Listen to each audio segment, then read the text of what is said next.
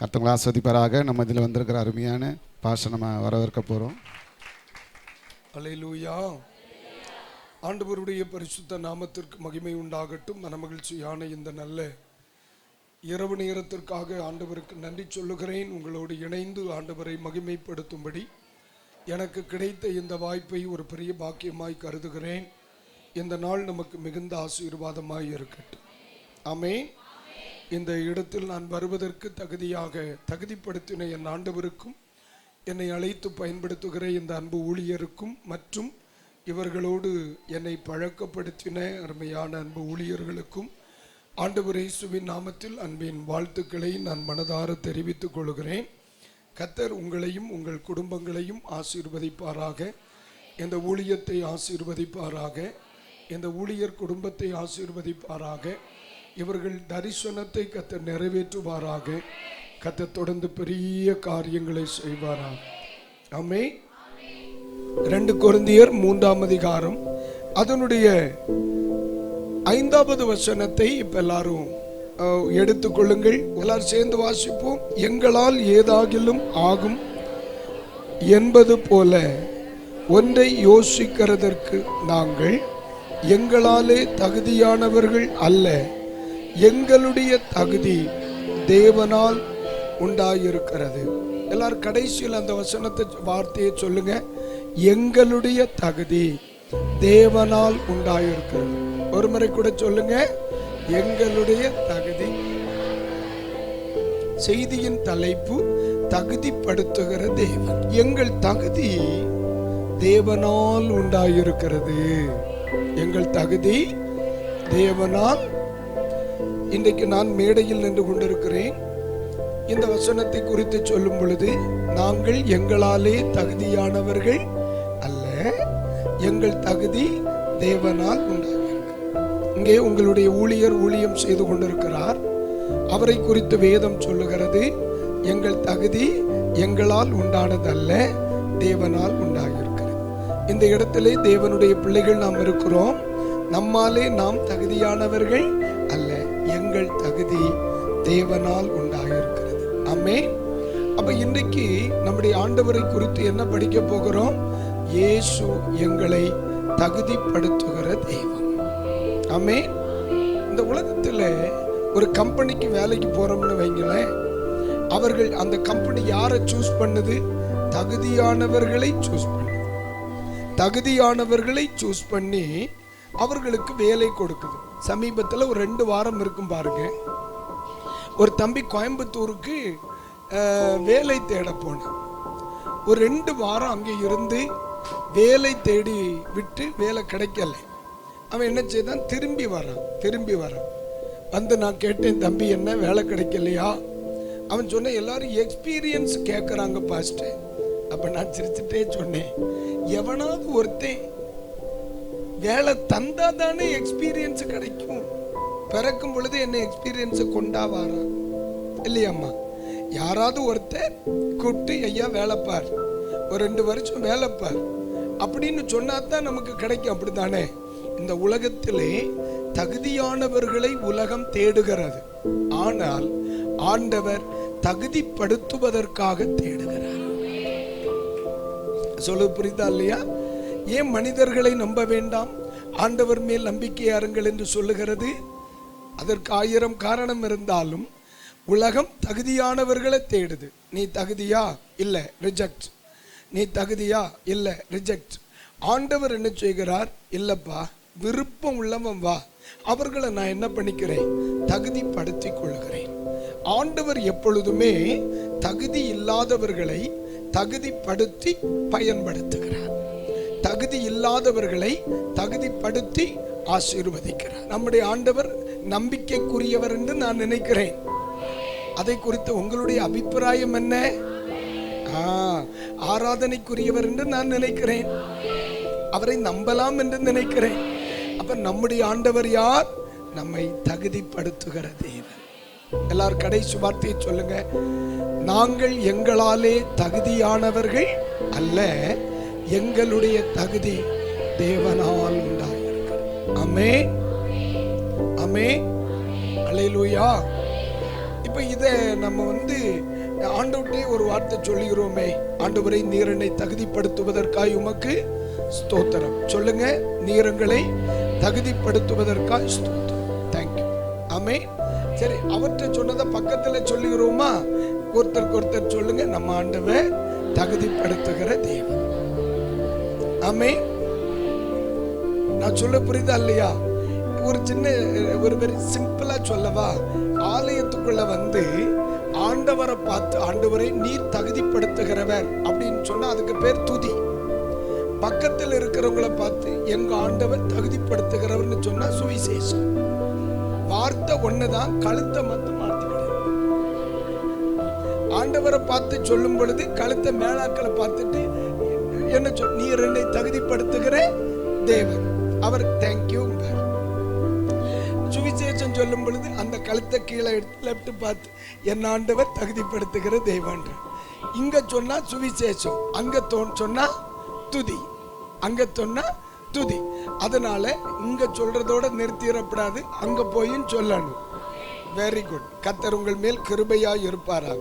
ஆண்டவர் நம்மை தகுதிப்படுத்துகிறார். சொல்லுங்க அந்த வார்த்தையே. இப்போ நம்ம கேள்வி செய்தி ஆரம்பிக்க போறோம். நம்மை ஆண்டவர் எவைகளுக்கு தகுதிப்படுத்துகிறார்? எவைகளுக்கு தகுதிப்படுத்துகிறார்? ஆனா 100% சொல்றேன், நாம் எதற்கும் தகுதியானவர்கள் அல்ல. எல்லா மனிதனும் பாவம் செய்து தேவ மகிமை அற்றவர்களாய் மாறினார்கள்.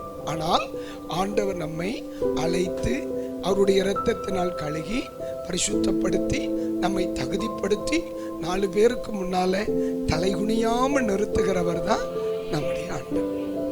அப்ப முதலாவதாக ஆண்டவர் நம்மை எதற்கு தகுதிப்படுத்துகிறார்? பாயிண்ட் நம்பர் 1, 6ஆம் வசனத்தை எழுதிக்கிடுங்க.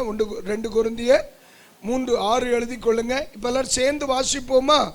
புது உடன்படிக்கையின் ஊழியக்காரராக இருக்கும்படி அவரே எங்களை தகுதி உள்ளவர்கள் ஆக்கினார். அந்த உடன்படிக்கை எழுத்துக்குரியதாக இராமல் ஆவிக்குரியதாக இருக்கிறது. எழுத்து கொல்லுகிறது, ஆவியோ உயிர்ப்பிக்கிறது. ஆமென். இதுல நம்ம என்ன தலைப்பு எழுதலாம்? புதிய உடன்படிக்கையின் ஊழியக்காரராக இருக்கும்படி நான் சொல்லலாம். புதிய உடன்படிக்கையின் ஊழியக்காரராக இருக்கும்படி என்னை கர்த்தர் தகுதிப்படுத்தினார். நீங்க ஊழியக்காரர்களா? நீங்க ஊழியக்காரங்களா? எல்லாரும் இவர் ஊழியக்காரர், நீங்க ஊழியக்காரங்க, நீங்க ஊழியக்காரங்க. ஆமே. நீங்களும் ஊழியக்காரங்களா? எல்லாரும் ஊழியக்காரங்கன்னு சொல்ல முடியாதுல்லம்மா. அழைப்பு இருந்தாலும் அழைப்புல வித்தியாசம் உண்டு. புரியுதா இல்லையா? நாம் எல்லாரும் சீஷர்கள். காமன் வேர்டுங்கிறது டிசைபிள்ஸ் ஒன்லி. அழைப்பு என்பது சீஷத்துவம் மட்டும்தான் எல்லாருக்குரியது. சீஷர்கள் அப்படிங்கிற வார்த்தை தான் எல்லாருக்குரியது. மற்றவைகளில் ஏற்றத்தாழ்வுகள் இருக்கும். அப்போ எல்லாரும் இந்த வார்த்தையை நம்ம பயன்படுத்தணும்னா புதிய உடன்படிக்கைக்கு உட்படும்படி என்னை தகுதிப்படுத்தினார். இந்த வார்த்தை சரியா இருக்கும். அது உங்களுக்கும் சேரும், எனக்கும் சேரும். அப்போ எதுக்கு கர்த்தர் நம்மை தகுதிப்படுத்தின முதல் காரியம் என்ன? புதிய உடன்படிக்கை. புதிய உடன்படிக்கை, புதிய உடன்படிக்கை. அப்போ ஒன்று நம்ம எழுதி கொள்ளலாம். ஆமென். புதிய உடன்படிக்கைக்கு தகுதியாகும்படி அல்லது உட்படுத்தும்படி நம்மை தகுதிப்படுத்தினார். பாருங்க, பழைய ஏற்பாட்டில் ஒரு சபை இருந்தது. அந்த சபைக்கு பேர் என்ன? இஸ்ரவேல். இஸ்ரவேல் சபை. அந்த சபைக்கு மோசே யாரா இருந்தார்? போதகரா இருக்கிறார். அவங்க சபையில பல லட்சம் மக்கள் இருந்தாங்க. என்னதான் பெரிய சபையா இருந்தாலும் அது எந்த உடன்படிக்கைக்குட்பட்ட சபை? பழைய உடன்படிக்கைக்குட்பட்ட சபை. இன்னைக்கு நீங்களும் நானும் இன்னைக்கு உட்கார்ந்து இருக்கிறோம். எந்த சபையில? புதிய உடன்படிக்கையின் சபை. பழைய உடன்படிக்கை, புதிய உடன்படிக்கை.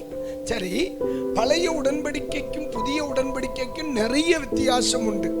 அதுல முதல்ல சொல்லணும்னா திங்கிறதுல தான் ப்ராப்ளம். பழைய உடன்படிக்கையில ஆண்டவர் சொல்லுவார்ல, நீ இதை சாப்பிட்ட மோன செத்தேன். எங்க? ஆதாமுக்கு சொல்றார்ல, நீ இதை சாப்பிட்டேன்னு வையேன் செத்தேன். நீ இதை புசிக்கும் நாளிலே சாகவே சாவாய். பழைய உடன்படிக்கை மரணத்தை நம்ம முன்னாடி வைக்கும். பழைய உடன்படிக்கை, அதனாலதான் அதை விட்டு நம்மளை வெளியே கொண்டு வந்தார். பழைய உடன்படிக்கை எதற்கு முங்க என்ன செய்து அழிச்சுருவேன், கொன்னுருவேன். ஏன்னா பல்லுக்கு பல் மன்னிப்புங்கிறதே பழைய உடன்படிக்கையில. சரி, இவனால இவன் கை போச்சுன்னா திருப்பி அவன் கையை எடுத்துறது, இவனால அவன் பல்லு 2 கீழே விழுந்துட்டுனா திருப்பி அவன் பல்ல பிடிங்கிறது. பழைய உடன்படிக்கையினால ஏகப்பட்ட ஏழ்ற ஆண்டவர் பார்த்தார், இதெல்லாம் இந்த புது பிள்ளைகளுக்கு தாங்காது.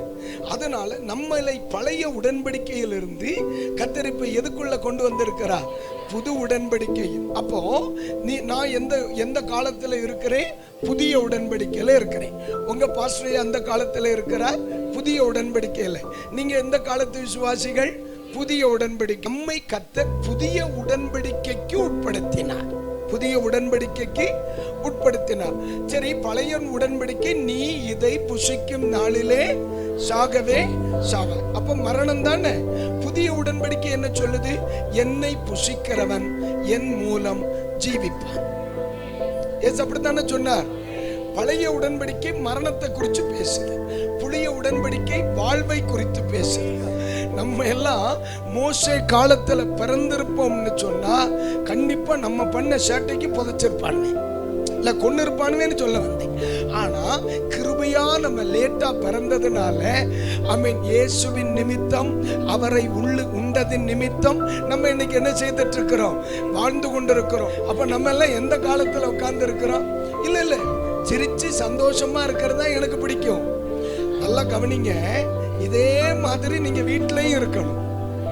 இந்த மகிழ்ச்சியை, இந்த படி இறங்கி போகும் பொழுது இதே சந்தோஷத்தை நம்ம வீட்டுக்கு கூட்டிட்டு போகணும். பாருங்க, எனக்கு வீட்டுக்குள்ள 1000 புடுங்கல், பிரச்சனை, கடன், நெருக்கம், இஎம்ஐ இல்லையா, தோத்திரம், இதுக்குள்ள கடந்து போராடிட்டு கிடக்கிற பிள்ளை ஆலயத்துல இப்படியே இருக்கிறது சட்டாகாது. நம்ம ஆலயத்துல வந்தோமா கொஞ்ச நேரம் சிரிச்சு மகிழ்ச்சியா இருந்து வசனத்தை கேட்டு அந்த மகிழ்ச்சி அப்படியே சுமந்து போட்டு கொண்டு போய் அந்த இன்னைக்கு ராத்திரியிலிருந்து வீட்டுக்குள்ள ஒரு மகிழ்ச்சி, நம்ம இருதயத்தில் இருக்கிற பாரமெல்லாம் போயிடணும். புரியுது இல்லையா?